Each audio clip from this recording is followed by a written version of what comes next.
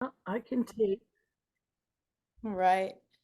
All right, welcome. I want to welcome everyone to our holiday mitten decor class. Tonight's class is going to be recorded. If anyone has any questions throughout tonight's class, or if you're watching the recording, feel free to ask. I am painting on 11 by 14 canvas paper today, and I am using painter's tape very lightly to just tape off a basic frame. I am going to do that. When I put the painter's tape on, I just do a gentle press. I'm painting on paper. So if anyone else is painting on paper, you can just do a gentle press. Don't want to push too hard because it might peel up. As long as you don't push too hard, you should be fine. But I have just an array of small brushes that I'm using for today's class, about a 1/2 inch flat tip brush, and then a couple of detailed brushes. And then I have a small plate for mixing colors. And I'm using acrylic paints. So for the ladies on the live class today, I have my red, yellow, and blue. The primary colors in this picture today are like greens and reds and whites and browns. You can choose what color you want your mittens to be. I will drop the inspiration in the window for everyone too. So we have a digital copy right in the window. So feel free to get set up with whatever paints that you wish. If you wanted to use watercolors or colored pencils, I always will encourage you to kind of use your own thing during these classes. So feel free to do that. All right, and I'm going to go ahead and pin my window just so it's a little bit bigger for everyone. And I'm going to tape this off. So if anybody's taping to have like a nice clean white frame, you're welcome to do that. If you don't want to do this step and you want to paint your entire canvas, that's fine. But as I'm taping, I try to have the same distance from the height from the bottom to the top. So I'm just eyeballing this. If you want it to be really precise and get a ruler out, you can. But where I'm looking at is down here. So say that's 1.5 inches. I kind of want to eyeball it so there's 1.5 inches on the top and on the bottom. So that's kind of what I'm looking at there. And then I'm going to do the same thing on the left and the right. And I tend to save this tape after for like other random craft projects. So this might seem wasteful for some of you. I love reusing it and being resourceful of like how else I can use this tape after. I don't know about you, but I always find lots of random things I use this tape for. Especially if you have a little craft area, you can leave it set up. That's not always a bad thing, just to kind of keep it hanging around. Or you can just throw it away. And Miss Jenny is joining, and Susan, always as a pleasure, always so good to see you, as always.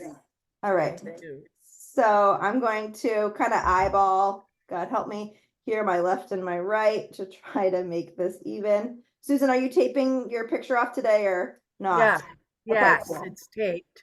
Nice. See Okay, it? See? nice. There we go. See? Very festive tape. I'm using the acrylic paper. Oh, perfect. Me too. Yeah. All right, perfect. All right, cool. So what we're going to do is I'm going to move this over here and we're going to go ahead and jump in and get started. I'm going to pivot this a little bit here for sanity's sake. We'll get it as straight as possible here. All right. So we're going to paint the background first. Ladies, I want to make sure folks have enough white for today's class. There's two approaches for kind of painting the background. We're going to do like a wood kind of panel look first, which means we're going to be putting like white mittens on top. If you don't want to do white mittens today, if you wanted to do red mittens, you could do red mittens. You can choose as we go along, but we're going to mix kind of a fun brown color or brown colors for our kind of wood-like background. If you have basic colors to make a brown, it is a couple different ways you can make brown. Red and green will make brown. So if anybody has green, so I have red and green, you could always start with red and green. Some of you might have other arrays of reds in your paint collection. Some of you might have like a burnt sienna. Some of you may have a crimson.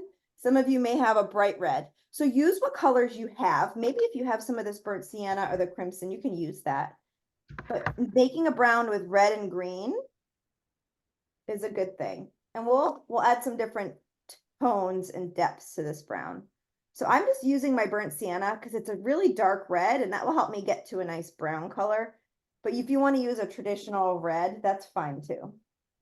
Megan, are you using basic green, the Yeah, I'm light using a light green? green color. It's Yeah, more it's like a grass green. yeah. Yeah. But you can use whatever you have on hand. Sometimes people have more or less of one color to another. So use your paints wherever you need to. And I want you to make enough of this so you don't run out. So I'm kind of doubling up here. And my quantities look small, but I might need to make more, but I'm just going to kind of roll with it here. All right. So this is very reddish brick color. So I'm going to need a lot more green than that. That's all right. I'll use it. So here's some green. And with like any class, you always want to have a little bit of patience as you mix colors. I feel like that can be one of the hardest parts because we're all so excited to get started.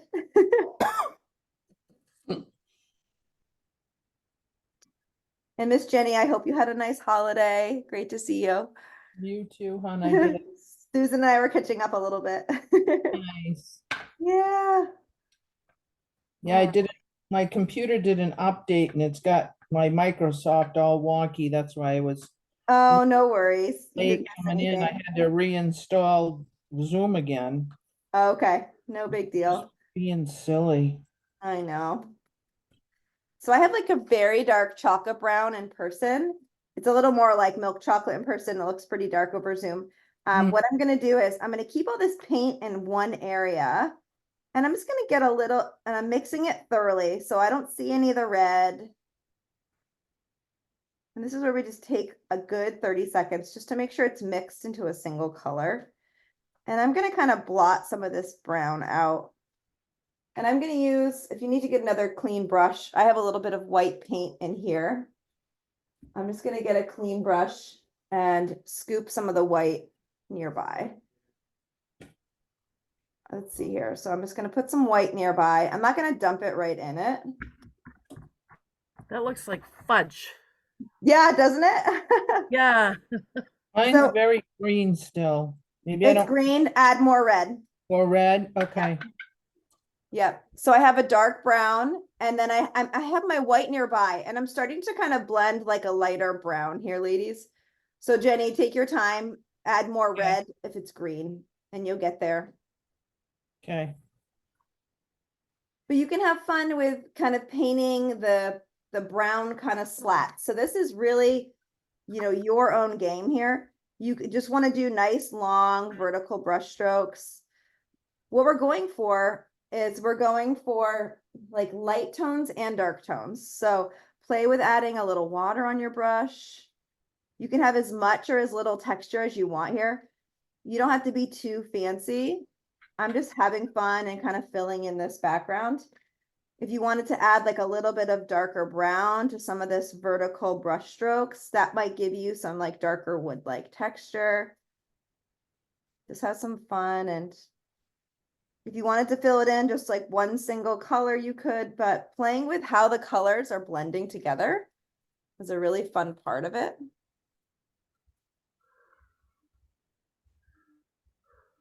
I'm going to dip my brush in a little bit of water just to move it around, and that helps tremendously. So you both know who are on the call, how using a little water to blend and move paint around is really helpful. So if anyone's new to these classes, I'll encourage you to play with how you use water to stretch.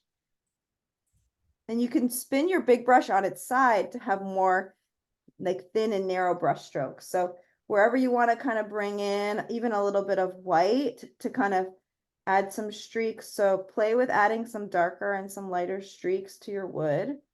We'll add some darker brown lines to kind of create some slats after, but just have some fun getting some brown down. And I am doing all vertical like brush strokes. So kind of just be open to the process here. We're going to paint a lot on top of this, so you don't need to be too critical with how it looks. I'm just kind of getting some darker browns down. I'm dipping my brush without rinsing it and getting some lighter browns. I can even go in and get some whites just to kind of see what happens as I blend these colors together. But this is where we can all just settle into the process of getting some of the base coats into picture. I noticed when I added some water, it brought out more red. Oh, okay. Yeah, so So you could that add a little was, bit more green into yep, your base color. that was a little Scary. a little weird. No worries. I know what happens. I've seen that before too. Yep. Yeah, I had to change my brush because I started having green come through. And it also could have been on your brush, Susan, as well. Yeah, Oh yeah, that's true. So if your brush even That's had a true. little bit of red on it, it would have kind of come through as you're doing like long brush strokes.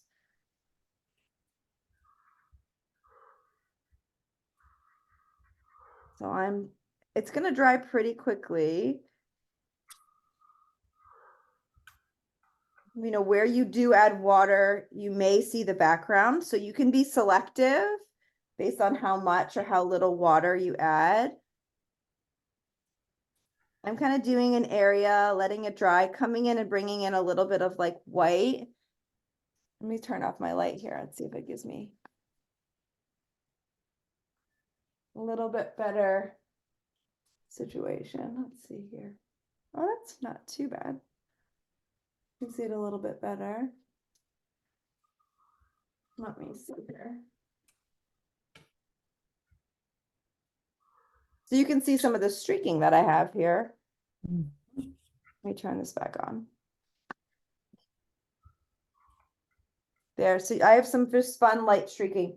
You can be playful here with how light you want your background to be or dark. In the inspiration, which I've put in the chat, you can see that it's like a lighter, like a medium lighter tone wood. I'm kind of doing a soft, gentle brush stroke on top for like a white antique wash. So I'll show you my brush. See how like little white paint is on there? I'll get a little bit more. It's just like a little bit of like a brown and white. Not very much. I'm going to do some soft, gentle streaks to kind of create a little bit of like an antique wash look. You can use the wide side of your brush. So this is kind of just extra layering that I'm doing just to break up. And I'm going to use a dark paint, ladies and gents, to really break up like the wood look in just a minute. I'll put in like black or darker lines to break up the panels of wood from like the paneled perspective. So I'm going to go for like a paneled wood look, but I'm just kind of making the wood first and then I'll panel it, if that makes sense. yeah. Okay. And I'll put some nails in so it looks like nails. So I'm just we're going to spend just a few minutes on the texture for this background. We're not going to spend a ton of time, but I want you to kind of be open to the process. Mine's fairly dark. I think I'm okay with it though. I do have some lighter wash, which will go well with the whiter mittens. So I'm not too worried about it.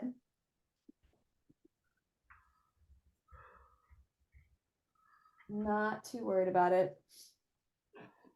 And I'll use like this darker brown that I have here. I still have quite a bit left to do some of my like wood panel like lines. And then I'm going to, with a nice steady hand, and if you wanted to grab a ruler or a flat edge for anyone on the call, you can. And I'll grab one just so you can see it.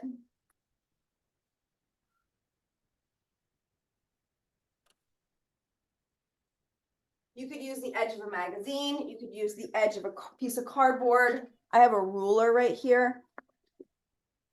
I could put my ruler, this can get paint on it, so I'm not too worried.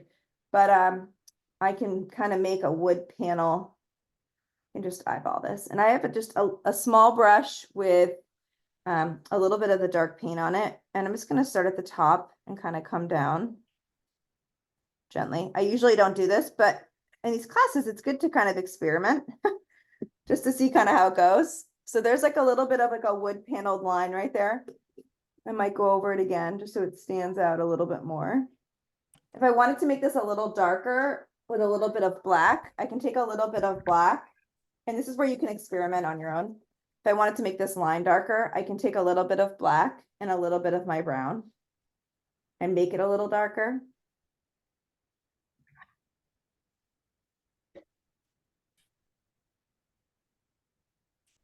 Just to make it stand out. Optional. But I'm going to go over this line again, and then I'll do some like slatting. So I'm just going to go down. So there's a little bit of a wood panel. And you can make these as, you know, if you want to do 4 panels, if you want to do 5, you can decide. But this is kind of helping. I'll put some horizontal in too. I'm just starting with some vertical. Let's see here. Some of you are probably still working on your background. Just take your time. I'm just showing you this step just in case, whenever you're ready.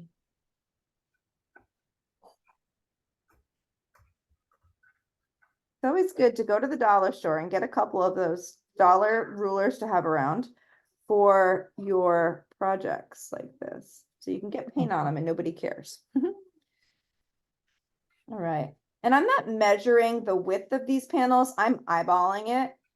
It does not need to be perfect. If you would like for them to be perfectly even, that's fine. You may do that.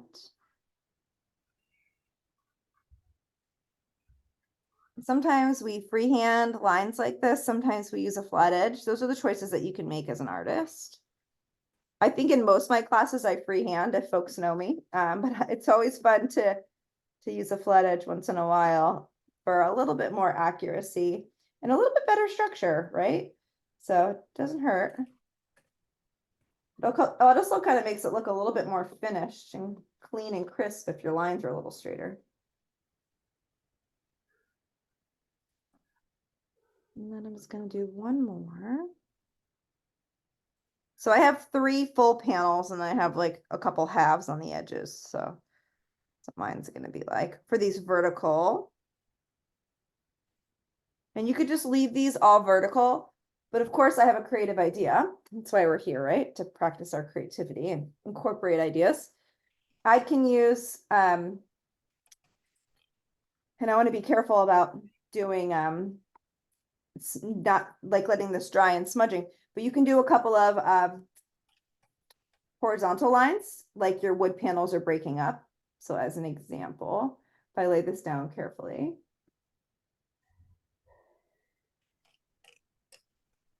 I can, over here, I can do a little bit of a line. My brush has some water on it, which I don't really like, so I'm just going to wipe some of that off. And then I'm just going to kind of add in just a couple of horizontal panels here and there. So I'm just going to add another one on this one over here.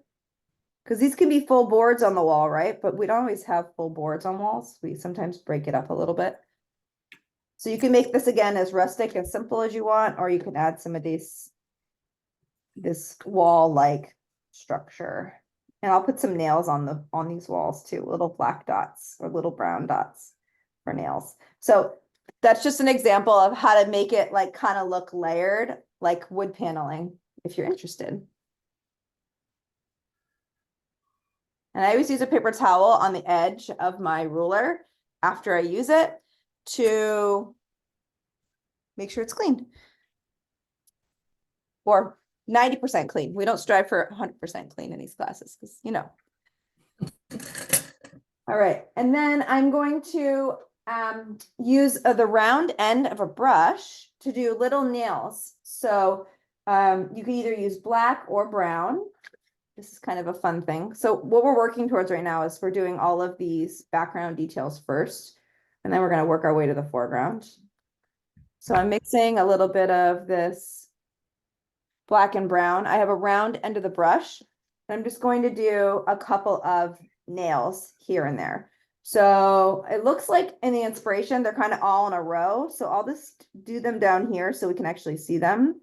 So I'm gonna do a 1 and a 2 down here, and I'm just gonna do them all in the same area. So 1 and a 2, 1 and a 2, 1 and a 2. So I just did a kind of row of nails here. If you wanted to add more, you could. If you don't want to, you don't have to. It's just a small detail for consideration. And then you can do any additional adjustments if you want. I'm fine with how mine looks right now. I'm not going to go too crazy on adding any more texture. How are you ladies doing? Good. It's drying. Okay. So I could keep the tape on the entire class. For some reason, I always like peeling it off now. So if you want to keep your paint on now, I think your tape on now, I think Jenny leaves her tape on the whole class. I always like peeling mine off just so I can appreciate my lines throughout the class. And we're not really doing too much else that's going to go like near these lines. So it's safe to pull the tape off if you want to. I'm being brave and bold. I'm taking it off tonight. Take it off. Yeah. And mine bled through a little bit. I'm not worried about it. This is all for fun. Yeah, mine did the last time. That's why I was thinking if I take it off sooner, it might not bleed as far. Yeah, it didn't do too bad. Like I have a little bit of bleeding, but it's not too bad. Nice and clean. And we have nice clean borders. And one of the things I've read and in style and decor magazines and for framing on your walls is having that matte like look is really makes things look a little more professional. So anytime you guys want to add a little bit of that matte like look by taping off, you can also play and control with how much white space is on your canvas too, which is kind of neat, right? With how much you tape. So it's always really fun to do that. And maybe in a future class, we'll do like a double, we'll do like two open windows, right? Versus just one. That could be kind of fun. Yeah. I've done that. I've done a grid of 4 before when I was playing with watercolors. So it's always fun to consider where you can kind of play with grids. And if you're playing around for fun or if you're making art to sell, you can consider those different things.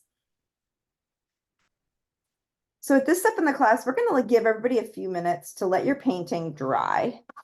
We want this to dry because we are going to paint our mittens on top. There's always an option to do a little drawing and sketching. In particular, it will help if you have a pencil on hand. You can grab it. We're not going to do sketching yet until our background is totally dry, but we can talk through what some of that might look like. The height and the width and the scale or size of our mittens, and then the brush and the decorations that are going to go inside of our mittens. Now, with today's picture, we want to make sure that we can still see the wood around our mittens, right? So that padding of wood. We don't want to put the mittens like so big where we can't see the wood. We want to be able to see wood around the bottom, the left, the top, and the right of the mittens. So that's why sometimes it's helpful to identify the size and the placement of 2 objects. And I have these little paints, so I can use these as an example. These would be very big mittens, right? So if my mittens were layered kind of over one another, you can see the space around this, right? That's not bad. So for me, my mittens, I don't want to come any lower than this, but I'm probably make them a little smaller. Like for me, I could do greens on top. So you can decide on how big you want your mittens to be. And then for the greens on top, I could flip these around just to show you, right? And as I do my green placements, I want to make sure I have space around my greens. Does that make sense? Yeah. Cool. So it's just like it's nice, some visual planning of how big something may be.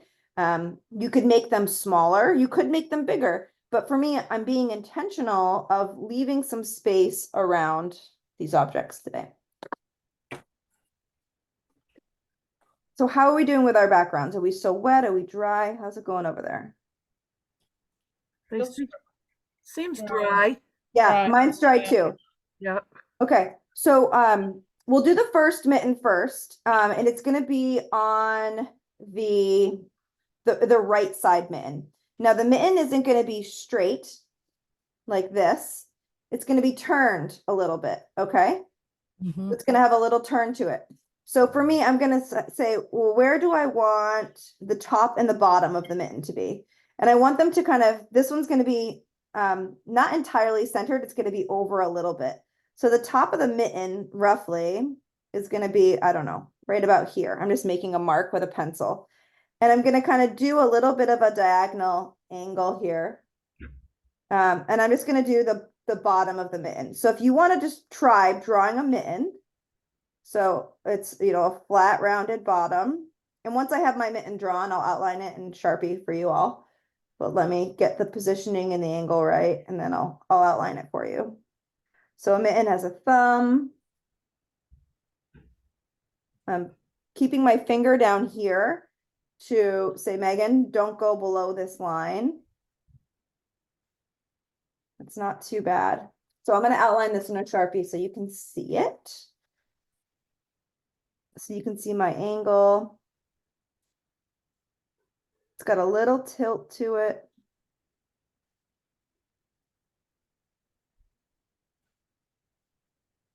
Okay, so it's just got a little tilt to it. And I'm just going to layer another mitten behind it. And I might give this mitten a little bit more of a cuff. That would be okay. So I'm going to add a little bit more of a cuff to this mitten. So just to show you, kind of looks like an oven mitt, but it's okay. I'm going to embrace that, ladies. And then I'm going to do the same thing on the other side. Now my mitten isn't perfect. I'm going to paint on top of it, but I want my mittens to be fairly centered. So this is kind of in the middle for me. So I'm going to I'm just gonna do a round mitten. And one can be a little longer. One can be a little shorter. You can make some of those choices.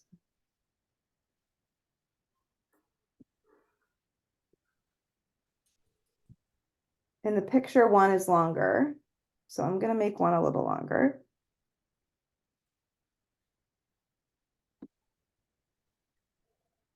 And I'll bring it up here a little higher. So this is where you can play with your lines. You can erase right on top of the background paint that you just painted, which is really nice. And if your mittens are too straight on the sides, you can give it a little bit of you kind of can come out and in a little bit towards the wrist. So I'm kind of coming out on the wrist, going in, and then coming out towards the top of the mitten. So you can play with that a little bit. I have lots of lines here on my second mitten. And I'm not doing a thumb, it's just the rounded mitten part for this other one. And I'm going to outline this so you can see it.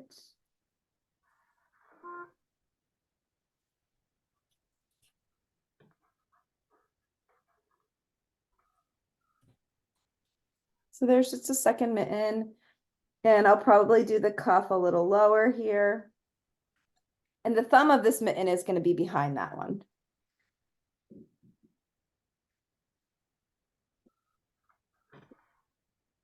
And if I wanted to reshape it a little bit, God help me, I have a Sharpie here.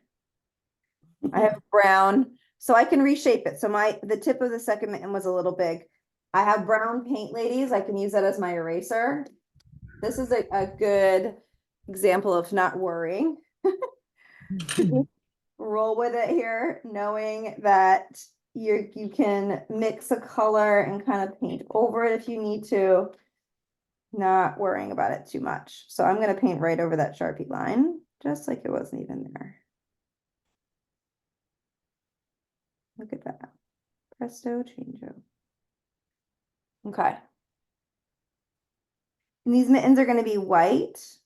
So if anybody wants to start painting the mittens, There's two ways to paint the mittens. And I was thinking about this yesterday. It may be wise of us to paint gray mittens first and then do white detail on top, right? As like a highlighter. So I'll probably make a gray and then do white details on top of the gray, right? For that brightness. Yep. So if you wanted to paint your mittens gray, you can. Let's get those base colors down. We're painting white on top of browns, so might take a couple coats, but I have white on my plate and I have black, and that will give you your gray. So from a size brush perspective, grab any size brush that you wish. I am using this is probably a number 2, but I'm going to grab a scoop of white right here. And a little bit of black will go a long way. So find a nice gray color. If you don't want your mittens to be white or gray, they don't have to be. They could be red. They could be a green. Just keep in mind there's greens that are going to be going inside of these mittens. And the white contrast could be really nice. But if you wanted to do like a pink mitten or a lighter colored mitten, you can always do that. So I am just going to nice and slow with a steady hand. Sometimes folks use your pinky to stabilize your hand. You're just going to paint your mittens a nice gray color. And this is fairly light, so I can always make it a little darker if I need to. And look at that, it's covering up my Sharpie. How terrific. I'm going to go nice and smooth. And we'll do one coat of white and we'll let it dry, or of the gray, excuse me. I'm going to make my gray a little darker. All right. I'm just going to take my time.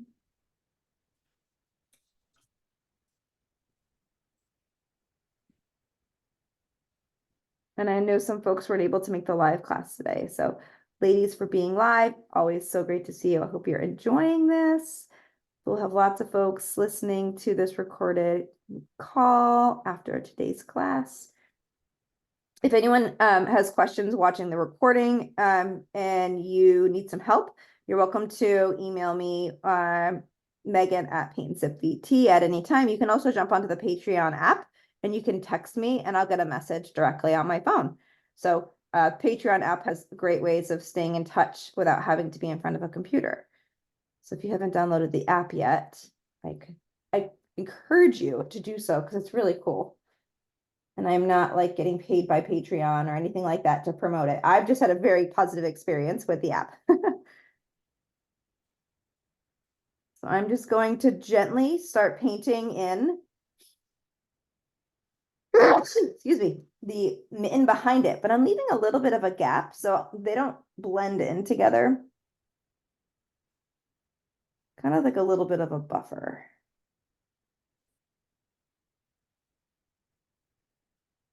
How did you ladies do with your mitten sizing?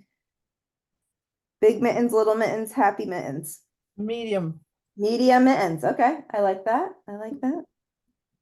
I don't know, maybe they are big, but they're That's not okay. small. They're not small, let's put it that way. That's okay. Yeah, You're just closer to them. I like the size of it, so. Yeah, they can be, that's a personal choice, right? It's all good. There's any size mittens go. I think big mittens would be really fun. And it's all about, you can have overflow happen. You don't need that padding. Like you could just make them bigger and have that overflow on your picture. And I always like talking about that. And I like kind of talking about how all of us as artists do different things. And that's what art's all about. And I know that each of you on this call know that, but I think it's important to talk about and create that awareness again and again, because there's no right way of doing things. And art just kind of happens, right? Sizes are big or small. We all know that with all the different objects that we paint. So just recognizing that, I think, is a good thing. All right. And then if you want to get a little fancy with your gray paint, if your gray paint's dry, you can always come in and do a little bit of, you can do white around the edges, around the inside edges. And you can start to soften and create some of those highlights right around the edges. of those mittens. So that's why the gray is important because it's a little darker. It's a little shaded of a color. You can use even a little bit of water. This kind of gives a little bit of that texture. We'll do some mitten texture as well. But you can be playful with where you want the white to come through and where you want the gray to come through. We'll do some more intricate designs. Maybe you do a line for the mitten cuff area with some little lines. I'm going to use a smaller brush for the other like top of the mitten detail. I'll use a smaller brush, but you can see I'm just doing some gentle outlining here with some white paint. The same thing with the other mitten. So as you're in here with your gray, I want you to have a nice solid base color. You can decide if you want two colors or not, two coats rather.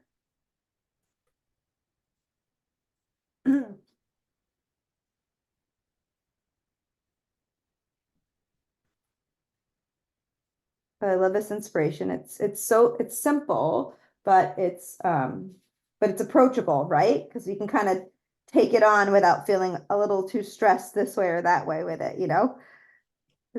There's a low risk here, ladies. There's a low risk. So I'm just using a little water just to soften some of the white edge. I'll grab a smaller brush here to do some of that other fun-like detail.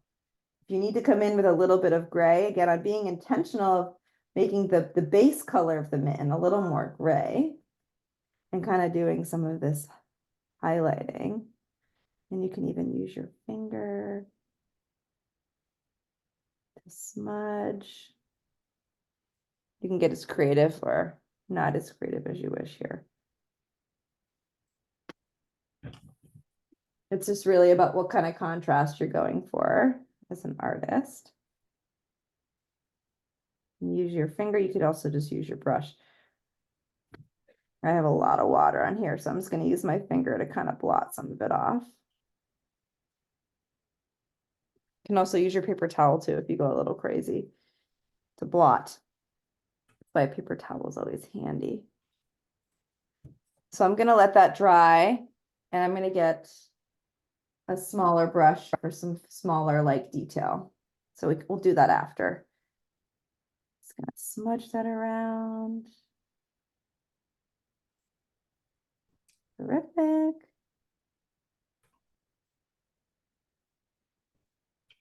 All right.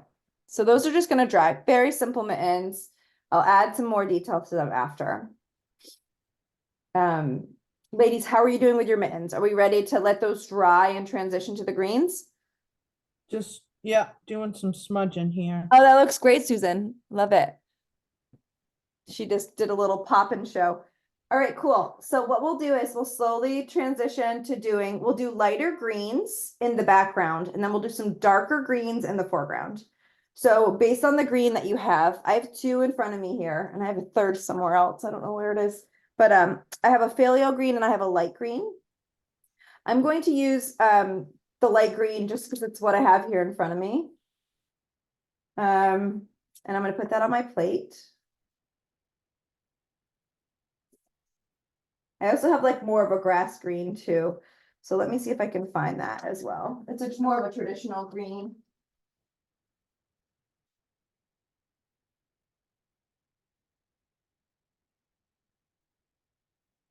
Here we go. It's basically the same color as the light green. This is the other green I have. And the acrylic paints I'm using tonight, some of these are Blick, some of these are made by Reeves. You don't always have to use super fancy paints, just really use whatever you have on hand. And I'm going to create a lighter minty green. So this is a really fun part where I want you to find a brush that you just love. So it could be like a number 2 brush. It could be a small brush. We're going to do some stalks of greens, some brush. So the brush that I have, no pun intended, is a number 2. This one right here. Let me see if it will zoom in for you. Anyways, it's a great little brush. And I'm going to, I need white on my plate and I need green. So my white is over here. I have a little bit of white left. I'm gonna make a minty green. So I have a little bit of white. I'm gonna bring that over. And I'm gonna make a lighter green. And I'll mix this here with you so you can see it. And I want you to make enough of it so you're not gonna run out.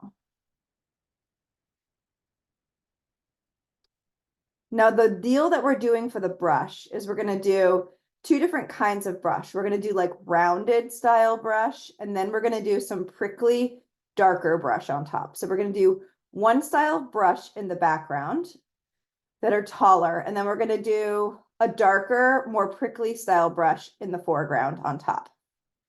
If you don't want to do that, you don't have to. If you want it to be all dark, you can, but the contrast will really help with the picture by having light and dark. So you can kind of pick and choose, just follow your intuition. You can't really do anything wrong. Just go at your own pace. I'm just making enough of this. And I want you to, for this color to be the lighter color. So know that we're going to make a darker brush color that's going to go on top of this. So I want these two colors to be one specifically lighter, one is particularly darker. So this is kind of a seafoam green. In the picture, in the inspiration, it's actually lighter than this. So I could grab a little bit more white if I wanted to and make it lighter. I just ran out of white. Okay. I could take another dollop. And this again, this is a great practice of just taking your time, finding the right color and mixing it thoroughly before you begin.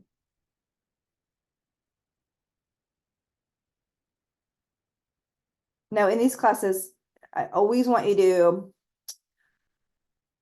if you have your own idea of what you want to paint, I want you to do that. You don't have to do exactly what I'm doing. Okay. So the first thing we're gonna do is we're gonna do structure, like stick-like structure of how we're gonna fill this bouquet per se, or of our decor. Now I'm going to try to keep my bouquet centered in the middle. So my mittens are actually off center. If anybody can notice, there's a tiny bit more space on the right than there is on the left. Heavens forbid. So I'm going to put in a little bit of a green stick-like line just to say, hey, this is where my first piece of brush is going to be. And you can kind of have some fun and you can do some rounded.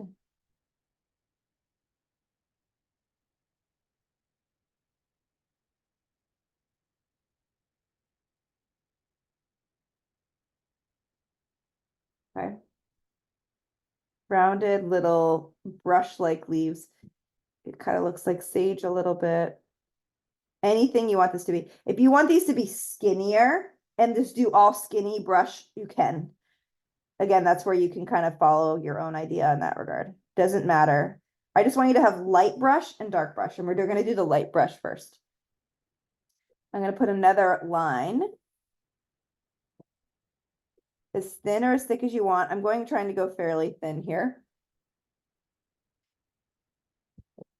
And it's going to get a little bit more stick-like as we work our way up. So I'm just starting to build the decor, the bouquet per se, inside of these mittens. So I'm going to do the lines first, just to kind of get the overall structure down.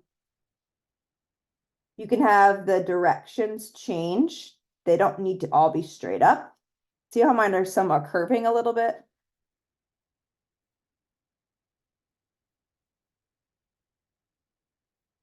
I mean, you can see the heights are all different, right? Some are higher, some are lower. And I'm trying to be conscious of the space that I leave around. Now, it's not going to be perfect, but I'm just talking through that so you can make some of those choices.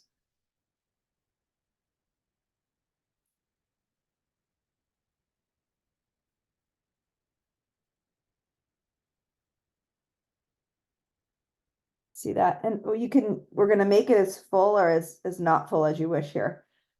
So I have more space on this side. There's more brown over here.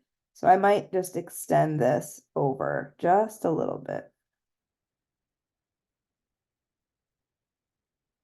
And then I can have fun with my branch-like detail. Now you can use a really, really tiny brush if you want to here. I'm using a number 2. I'm being very particular. I'm trying to be particular about my sizing, but just have fun with it. Find a style of a branch that you like and just go for it.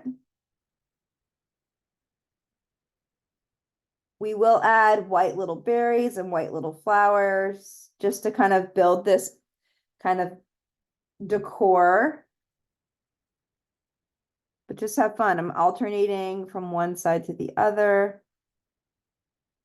If you wanted to add a secondary kind of color to this seafoam lighter green, you can. If you wanted to add like a little bit of an accent color for depth. We do a lot of depth in these classes, so you all know what that's about by now. But you could always add, and I'm just kind of working my way from one to the other, and we're going to slowly build this together.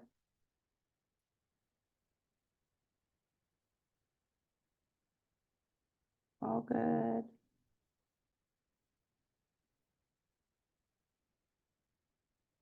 And this is where you can kind of just enjoy the process. This is the relaxing part. And it's just about finding your own style and just replicating it. It's kind of like when you paint trees. It's about finding that tree style, embracing it for what it is, not overthinking it, but filling in branches on the left and the right, and it will just start to become its own thing. And the inspiration, these kind of little dots and leaves are a little bit more abstract. They're a little more blotchy, a little bit more chunky. So if you don't want these to be like leaf pointed, they don't have to be. This is just kind of my interpretation of it. You can make the choice if you want to go back through and add a second coat. I'm just slowly working my way through some of these basics. So you mixed up a light green, Megan? Is that I what I'm did, seeing? yeah, it's like a minty green. Yeah, it's just white and green. Okay, Yeah, you're good. You haven't missed too much. We're just adding in a lighter layer of brush first in the okay, distance, and then we're just gonna we'll add a second. We're adding a darker, more like, I'll use a smaller brush for the pine like brush that I'll tuck in next. So okay. no brush here. The only consideration is I use lines to kind of generate how full or the shape of this decor first. And then I'm kind of coming in and filling in with my leaves or my specks or whatever you want to call these things. Okay. For your own interpretation here. My greens. Greens number 1. And this is a great opportunity for our mittens to dry, right? So once we're done this green, we'll bounce back down to our mittens, which will be really fun. And we'll add maybe some of that white detail to our mittens. Because we'll let this dry entirely. You may want to add a second coat. You may want to do a little bit of a darker color accent on some of these. You can be playful with that. You could also, we'll add a little bit of white, maybe a little bit of a few red berries tucked in. But just getting some of these basic details down. This first basic coat of brush is important. And I may decide to make some of these bigger or longer, right, along the way. And guess what? That's okay. Because we're just adding these sticks in where you can always adjust the length. So I'm just going to kind of pop around and just do a little bit of a second coat on some of these leaves. The inspiration does have like a little bit of a lighter touch on some of these. I'll show you that what it looks like for consideration, but it's like a little bit of, like they added a little bit more white. Right here, see, this is a lighter tone of that. And you could just do, this is for optional, but you could just do like a little touch of a lighter color on some of these if you wanted. I always love just showing different examples, different considerations. We all know what it's like to spend a little bit of extra time on the details. So there's sometimes things we have time for, and there's sometimes things that, you know, we make time for, and there's things that we don't as artists. This is kind of a fun one. And I'm just doing a little dab. And you can see the difference, and I actually really like it. I'm glad that I did it. I'll show it to you so you can see half my flowers have a little bit of a white accent on Yeah. them, and some don't. But I like the way that looks because you can still see that minty green. It's just a little bit of a highlight. And there is no perfection there, ladies and gents. There is just a little dab on the bottom of those leaves. Just a little accent. And I'm still using a number 2 brush. I'm not using a teeny tiny brush. I'm just being very careful of just staying in the leaf, just doing a little smudge. Doop, doop, doop, doop. It's kind of dancing on those little leaves. But you can still see that primary leaf color in the background, which is important. Try not to stick your finger in your paint. I just did that. Heavens forbid we don't get paint smudged on our pictures during our art classes.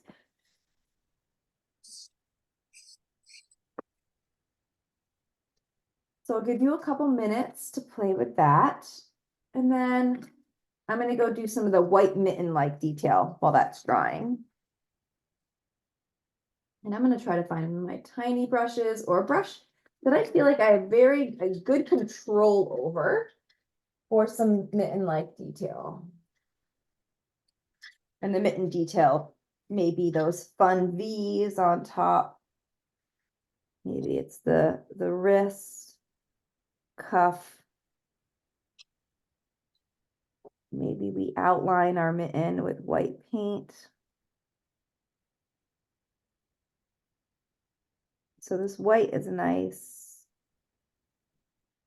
way to highlight the mitten. I still have this gap in between my mittens. I'll slowly start to kind of paint that away now that the mitten behind has that gray. That gray is going to allow this mitten in the front to stand out, especially with an outline. So take your time. I'm sure you're still working on the green. I just wanted to, if you were done with that, again, I went very simple. I'm just using a small brush of choice, and I'm outlining I'm doing a little bit of the white detail on the mitten. And I haven't started the fun V-like texture yet. I'll give you all a minute or two to catch up with me here. Just gonna go nice and slow, outlining this mitten. If anybody used the Sharpie, it's covering it up, no problem. And this just allows your mittens to stand out just a little bit more.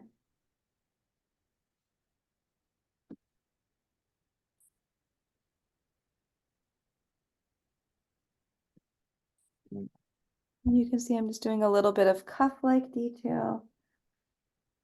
I'm doing little vertical lines just for cuff-like detail. So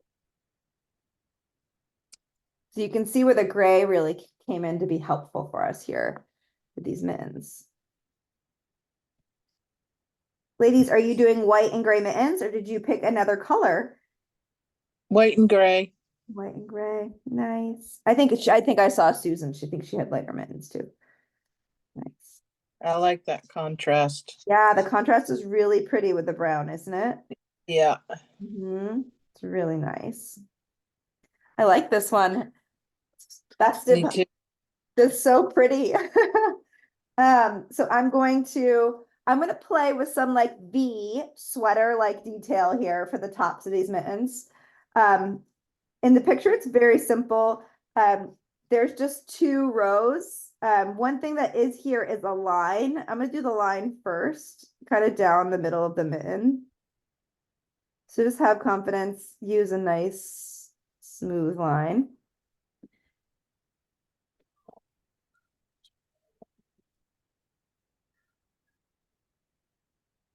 And then I'm gonna play, I might do 4 of these. I don't know. I haven't done this texture before, so let's just be open-minded here. I'm gonna do 2 on each side. You all can decide if this is what you want to do too or not.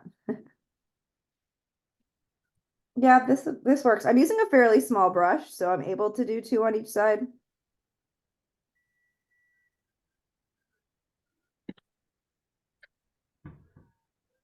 And I'm just doing the V's right on top of one another.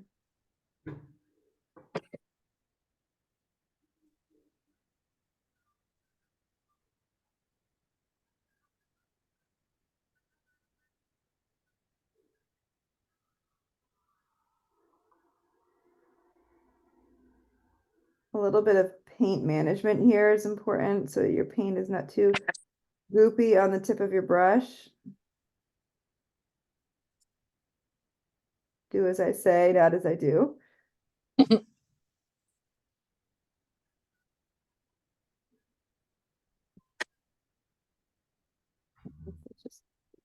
This is just gonna have some lines on the thumb, I think.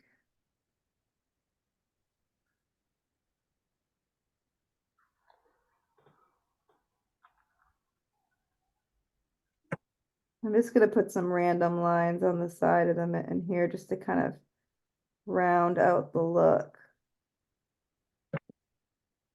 But play with, you really want to pay attention to the tip of your brush as you're doing this V-like detail. I think it's gonna look fine. I mean, mine is not perfect. I'm not striving for perfection here. I'm just striving for that textured look, which is what's happening. And because I have that gray in the background, I can actually see the contrast with these V-like designs. If your gray was not dark enough, you may not see this. So if you need to go back in with your gray and make it a little darker, if you want to see this V texture with the white, you can always go in and repaint your gray. That won't take very long. So you can make a choice as an artist if you want to do that or not.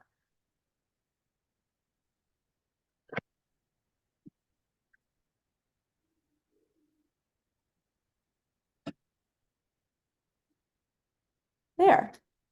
So mine is, it's more specific, smaller detail of a V compared to the other. So I'm just gonna do the same thing on the other mitten from behind. I'm gonna do a line down the middle. And I'm gonna do the same thing. Now these could be pot holders, ladies, or they could be mittens, right? So we can all make those judgment calls ourselves here. I think either's fine. If you have pot holders, you could put a wooden spoon inside that mitten, couldn't you? That'd be a good gift for a cook. All right. I'm just having fun. And I did post the January classes. Susan, I've incorporated a fox for our animal lovers. I saw that. I don't think Those I've seen a fox before. I'm excited. I like January's. Yeah, me too. Good. I'm excited that there's an A-frame design that we'll do, but it's going to be using pinks and blues. So it's going to be using a totally different palette of color Oh, to work with the scene, which could be really fun for us.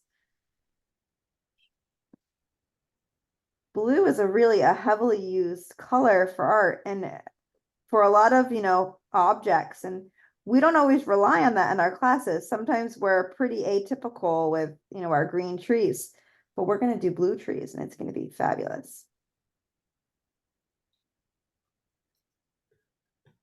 I think we'll do green trees with the fox design. Similar colors to what we're using tonight, like a minty green and a darker green. But those dates and all that stuff has been posted in Patreon, so you can check out the dates and put them on your calendar if you want to attend the live class, or you'll have access to the recording the next 24 or 48 hours after, which is terrific. So there's my sweater like mitten detail. I think it's really fun. It's pretty petite and dainty, which I don't always do details this fine. But I thought it was fun just to kind of slow down and do something a little different there. But finding a brush that you feel empowered as an artist is pretty important. And especially when you do this detail like work. If anyone ever needs an extra brush or two, please let me know, send me a note. I have a lot of really small, fine detailed brushes. I have a lot of supplies here in my studio that I mail all around the country. So if anyone ever needs anything in particular, you just let me know, because I could easily throw a couple small brushes in an envelope for you for 45 cents or whatever stamps go for these days and get you taken care of. So just let me know. All right, so let's do a little bit of a show and tell here. How's it going over there, Miss Susan? Nice.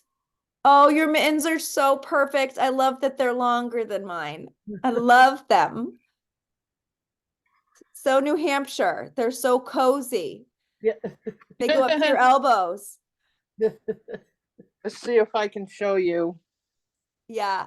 because I'm on my phone. Can you see it? Kenny, it looks great. I love the size. Uh, I cute love and them. Nice job. All right, so Thank you ladies, you tell me what you need. Do you want a couple more minutes for the mittens, or do you want to jump into the sprigs next? sprigs. Mittens right now, yeah. Okay, cool. So for anyone who's ready for the sprigs, you can jump in following with me. We're gonna make a darker green together. Now, this next green, you could use your grass green if you have that handy. But if you have a phthalo green, this would be a really nice time to use your phthalo, because it's a little more rich of a color. Okay.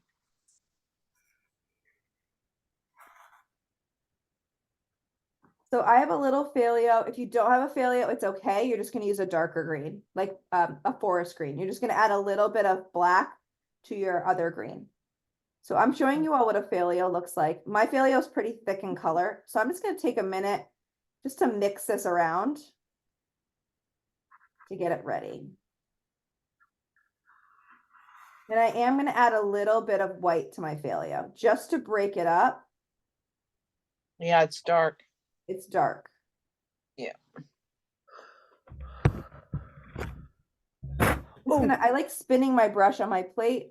I'm gonna grab a little tiny dollop of white and just mix it right in, and it's just gonna break it up a little bit. Because we can always like make it dark again. It's just good to kind of start out with a color that's a little bit more manageable. And I might even, yeah, we'll be okay. Might bring a little bit of black nearby just to darken it up, but you can kind of see where we're at here. It's kind of about finding a color that you want to start with, and just as an artist, being open to changing the color before you get too far down the road.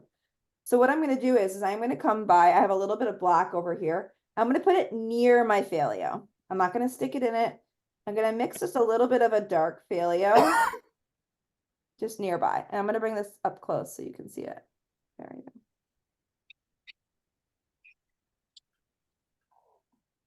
So if you wanted to play with making your phthalo a little darker, for me, I think I'm going to want it a little darker. I'm just using some of this to make it a little darker.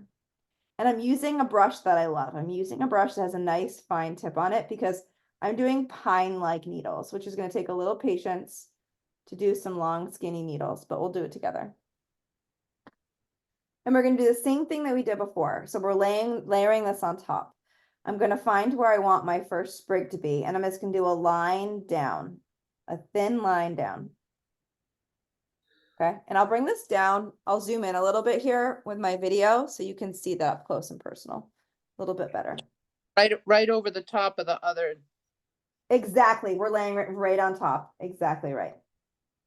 Yep, this is going to be pine clusters in front of the other. Okay. And you want to think thin here And I'm gonna do a couple here. I'm gonna do them, they're all a little shorter too. So I'm gonna do some that are a little shorter, so you can fill in this bouquet as much or as little as you wish here. But I'm doing lines for placement first, and then I can come in and I can fill it in a little bit. So I'm gonna do another one, I don't know, right here.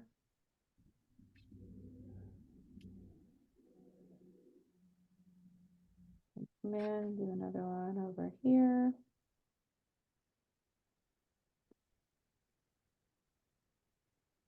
Do another one over here. So I kind of get shorter as I kind of come my way down.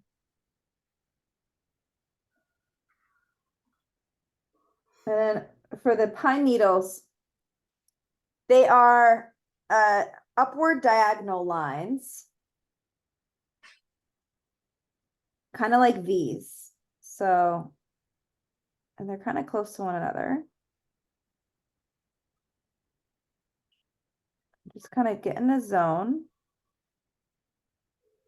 And you're gonna do a lot of different types of texture. So just take your time. Try using a really light hand. Think about texture. Don't think about little sticks or sprigs. Think about the texture of a pine needle branch. Like we just went into the forest. We've harvested these branches to make our beautiful decor. So I'm doing a gentle dusting. I'm painting with the tip of this brush only. The top 2 or 3 little bristles. That's how tiny this is for me. If your bristles are not as dainty like this, don't worry. Just try to be as soft as you can. And you'll get texture. You'll get some thicker brush strokes. You'll get some thinner brush strokes. And it's going to help these come to life. And it's very light right now. I'm going to come in and do more. But this for me is just my approach on how I'm going to create these sprigs per se. So just find a groove for yourself.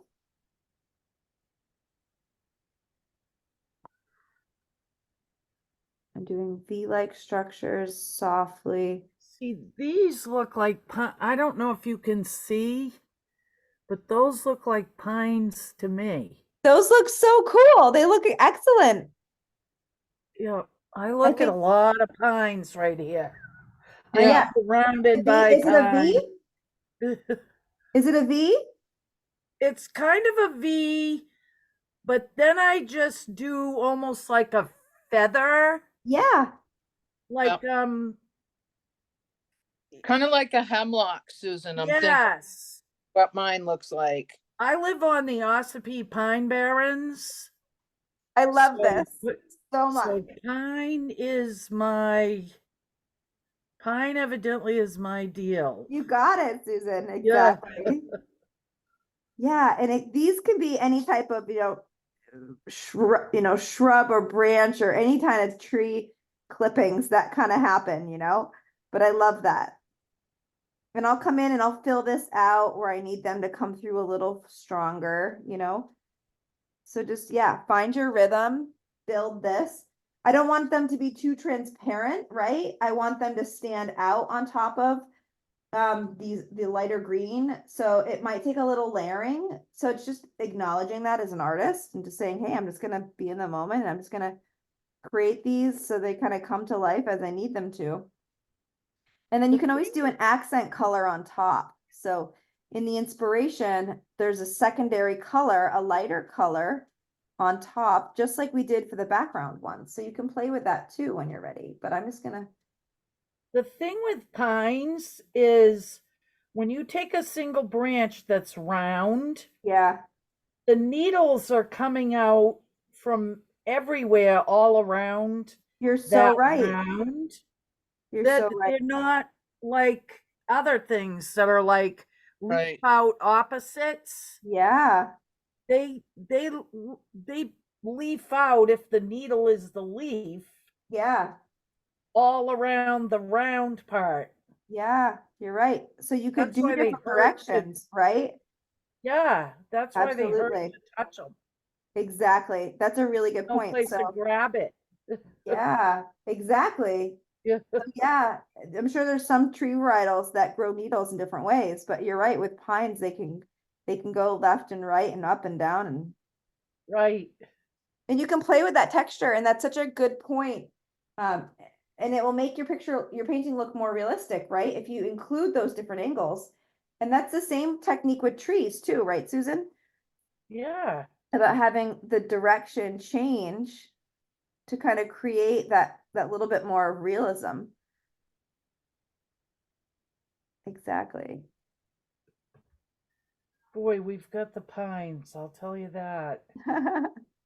Well, Yep. they're not, the thing with them is they, if they get struck by lightning, they can explode Oh, because wow. the pine sap heats up. It's very flammable. Oh, I've heard of that. Mm-hmm. Yeah. And I've seen when I was a kid, I saw a pine tree explode. Oh my goodness. And they're also so sappy. Yeah, Jeez, my car, the one we were talking about earlier, yeah, is absolutely covered with pine sap. yeah. Well, I've seen like in shows that you can use sap from pine trees to start fires, so that makes sense. Yep. Yes. It's highly flammable. Wow, Pine cones are great fire starters in like amazing. fire pit. Yeah. So ladies, I'm mixing a little bit of a secondary color to go on top of my pine. Look at this. I have this darker color and I made a little bit of a lighter color just to do a little bit of a lighter accent. You don't have to do this, but if you're interested, you can. Totally up to you. I like the darker contrast. I don't want to add too much of this. You could even add a little bit of black into these pines if you really want them to stand out. So take a few minutes. I'll keep an eye on the clock. We're doing well. But you can be playful here with adding. Oh yeah, what time is it? I sort of got lost in the It's process. 7:20. We're doing okay. Doing okay. We're gonna add some red berries and a candy cane, and then we'll be done. Yeah, I got totally lost here. I know. That's what we're That's supposed what to you do, though. want. So you can be playful here with how much or how little you might want to add.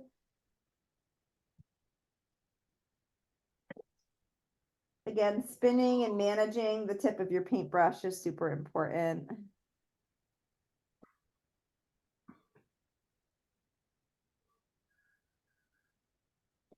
All right. And this is tricky, right? It's tricky to hold texture, but kind of make sure it's solid and kind of holding its place, right? Within the picture. I am being intentional to, I want to still see the lighter ones, which I can, but I also still want to see the darker ones in front.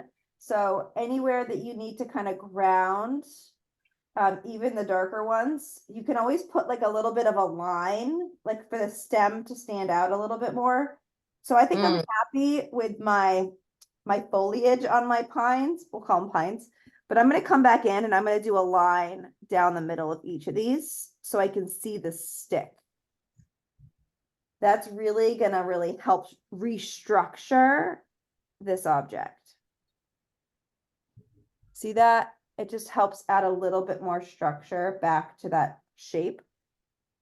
And for me, I needed that because it was getting a little too wispy dispy here. Yeah, mine are. Add a line, add a small line through the middle to reground it so you can see that stick, that main structure. And for me, that's really helping to kind of reground what that object is. Oh yeah. It's a little detail, but for me, it just kind of brought it back to life a little bit. Yep. Yeah, it was kind of fuzzy in the middle It of was the. getting a little fuzzy, yeah. So we'll have some fun. I'm gonna add some red berries first, and then we'll add some like white little buds, which I think will be a nice accent for the mitten. And then I'll add some candy canes as our final step. So I want you to take as much or as little more time that you need for these greens. I am saying that I'm done my greens. If I need to make any additional touches, I can. But I like that there's the light and the dark. If I want to make some additional kind of notes after, I can. That's no big deal. But I'm gonna have some fun with my red. And these are little tiny red berries. I'm using the small brush that I've chosen to favor for tonight's class, which I used for the leaves and things. And I'm gonna do little red berry clusters. I'm using a bright red kind of color. And I'm going to tuck in little berries and clusters of 3, 1, 2, 3. In lots of places. No, those are so tiny, I can't even see them. So you can figure out how big or how small you want these clusters to be. 1, 2, 3. 1, 2, 3. You could do clusters of 2. You could do clusters of 3. And I'm leaving room in the middle for candy canes. So like right here, kind of coming out of this main mitten, I'm going to put 2 candy canes. So I'm not going to put any berries right here. So I'm going to kind of, I can leave my finger here to say, Megan, don't put any berries in the middle because I'm going to put a candy cane right there.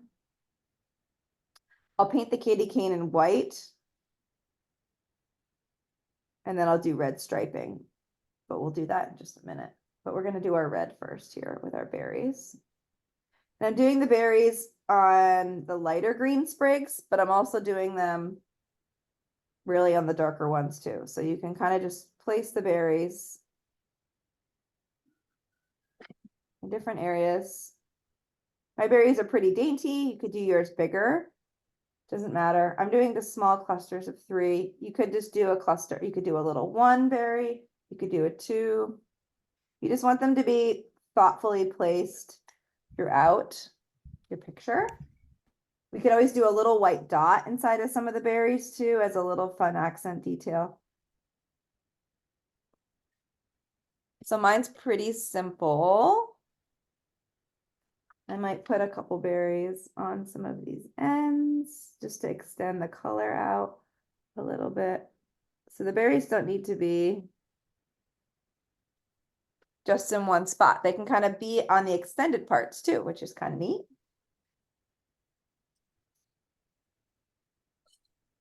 There's also a complement of white like berries as well, which I really like. But I'm going to use my white first for the candy cane. So I did tiny little red dots for the berries. I'll bring this down so you can see it up nice and close. There we go. And I'm going to use white paint for my candy canes. So I'm going to let the berries dry. I'm going to add some white berries too, but I'm going to do the candy canes first so the white can dry for my candy cane. So I'm just going to get a little bit of white paint. And there's 2 candy canes. One is a little shorter, one is a little bit bigger. I'll do the shorter one first.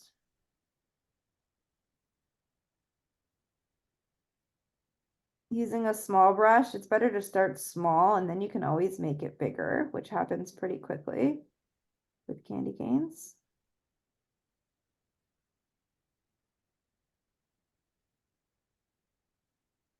So there's one little tiny one. I'm going to do another big one here. I'm using my pinky to try to stabilize my hand. It's not easy.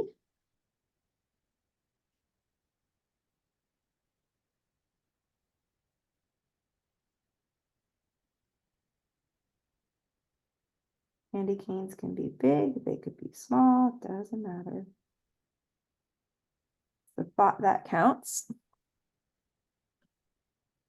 could even do a little third one over here. Mine are so small tonight.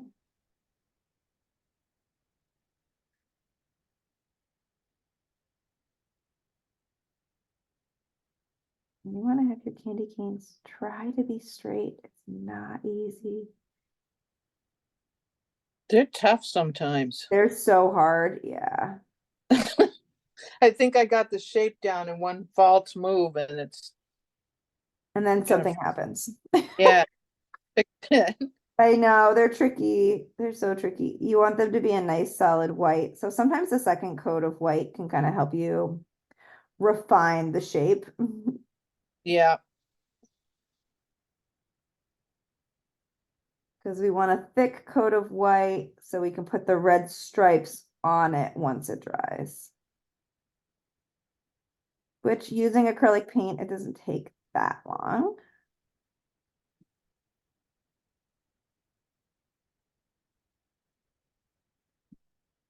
These candy canes look pretty sad.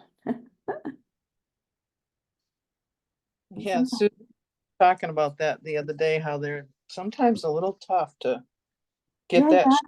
you have to have a really steady hand and they have to be fairly straight for them to not look so crooked, you know? Yeah, So it's just like you do your best, really, you know?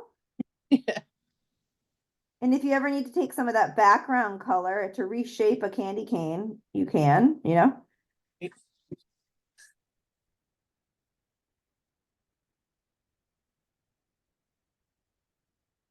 Like this third one's a little messy for me. It's okay. I can always come in and fix it.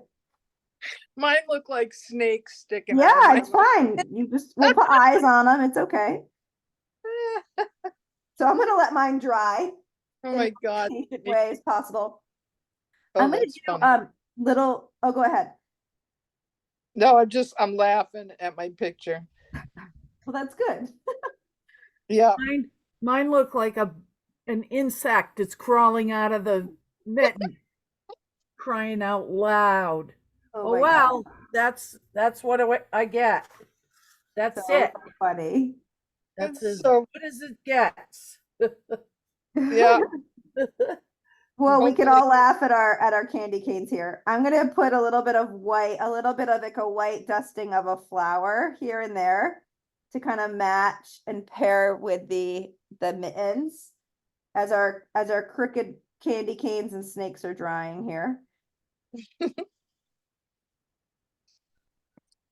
A little bit of white will complement the mittens. And there is some like brown stick-like structures. If anybody wants to add any sticks like in the background, you can. So I have some brown on my plate. I'll just add a couple of sticks like in the distance just to show you what it would look like. So like adding in a couple of like sticks, like if you wanted to add, it actually doesn't look too bad. Just to make it look a little more earthy, I just did some like little sticks kind of to fill the bouquet, to fill the decor a little bit. It kind of makes it look a little bit more rustic. Oh boy. My my candy canes are obviously homemade. But Susan, I'm sure they taste delicious. that's good, Nate. Oh boy. Send I me knew, one. I'll mail you the postage. oh, so funny. It is funny. Boy, I'm glad I have a generator. Yeah, Gee, why'd your power go out, Jenny? What happened? I'm wondering maybe there was an accident or something because Oh, Oh, wow. there's no storm. well, it's raining, isn't it? It's Yeah, but raining here. not like it was that Monday. No. Wow. Yeah, and it happened quick. There was no like brownout type of thing going on. So Oh my gosh. Yeah, Crazy. I don't have anything. Still have power, so well, not that we're close by, but Yeah. oh, I just heard it shut down. Your generator? Yeah, what's hopefully that mean? my internet won't bounce off again. Oh, Crazy. Because the generator's automatic, it comes on and off by itself. oh, So when the power comes back, it shuts itself off. Okay. good. It's a wonderful thing. I don't have to go out and fire it up. Yeah. Amazing. Yeah, I'm grateful. We actually just bought a generator for situations like that, but we haven't hooked it up to like our propane tank yet. Yeah, It's like, which is like the automatic situation of like not having to do a whole lot, you know? exactly. That's what mine is. So we're not quite set up that way yet, but we're like halfway there.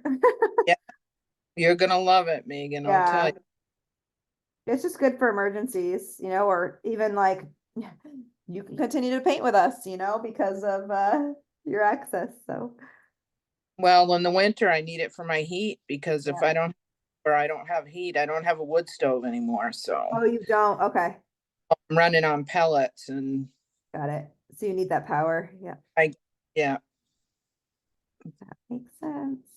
No, we're still struggling with the wood, breaking our backs. Yep. We have propane and a wood stove here, so yeah. we do both. So as you all are filling in, you obviously don't want to paint your candy canes in until mine are so tiny that they work for today. Yeah, You want to do a little bit of like a bend of the line around the candy cane. Again, yeah, everyone has different size brushes. I was just happening to use a lighter brush tonight. that takes practice, the lines. Oh, the lines take practice. Oh, yeah. And Yeah, and this painting, some of you, you know, you may want to spend more time on the detail. You know, there's some areas where everything is fairly straightforward in color. You could do some outlining on some of these lighter colors mm, if you wanted to. This is all where you have a choice, you know, as an artist on how much time you want to invest in a certain piece, right? right. So I love if I come in here and just do a little bit of like dark outlining on some of these other leaves. For me, that might just make it feel a little more finished, right? As a little shading on the underside of some of these lighter leaves. But this is where you are just working on whatever details that you want to finish up on. It's just reflecting on what you've completed and what else you want to add. And if you're done, right? You're gonna get to a point where you're gonna say, I think I'm almost done. I want to add a little bit more here or there. Because we all have our different approaches as we paint. So it's good to recognize that you get to make the choice on when you're done your art. Yeah, I'm done. That's it. I I love am it. not I a love it. detail person. Jenny is way more detail oriented. That's why she can do the henna. Yeah, Yeah, exactly. I'm like, no.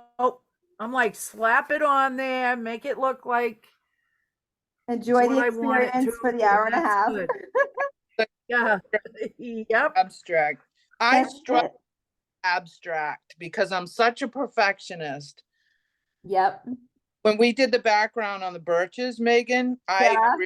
I had a really hard time. I love this. I'm gonna switch my video. I'll pause the video for our recording. If anyone has any questions watching the recording, please let me know. Happy to follow up.